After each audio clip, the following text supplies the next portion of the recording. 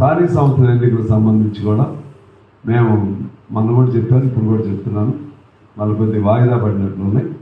ఆ వాయిదా పడినటువంటి ఎన్నికల తర్వాత అయినా ఒక మంచి ఆలోచనతో కాంగ్రెస్ పార్టీ చేయకపోతే కాంగ్రెస్కి నష్టం అవుతుంది. ఇక్కడ రాష్ట్రంలో సరే చిన్నగా వాళ్ళ ఎకానమీ కొద్దిగా గాడిలో పడుతున్నట్టున్నా ఇంకా చాలా సమస్యలు ఉన్నాయి. రైతులు కానీ ఇటువంటివన్నీ కూడా ఉన్నాయి, హామీలు ఉన్నాయి. ఈ హామీలన్నింటినీ ఎలా పరిష్కారం చేస్తారో ఒక శ్వేతపత్రం గవర్నమెంట్ విడుదల చేస్తే బాగుంటుంది. ఎందువల్లంటే ఇప్పుడు మీరు తీర్చలేరు అనుకోండి, తీర్చలేకపోతే ఇంత మేరకు తీరుస్తామని చెప్పండి.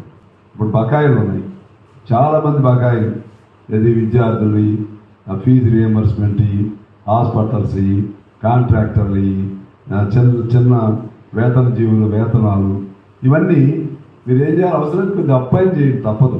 చేసి కొద్దిగా ఈ సంవత్సరం ఎంత ఇస్తాం, ఈ సంవత్సరం ఎంత ఇస్తామని చెప్పండి. చెప్పడం ద్వారా కొంత రిలీఫ్ అవుతుంది. అసలు ఏమీ ఇవ్వకపోతే వాళ్ళని ఊపిరాడకుండా అనేక మంది ఆత్మహత్యలు కూడా చేసుకునే పరిస్థితి వస్తుంది. అది ప్రభుత్వానికి మేము చేస్తున్న సూచన.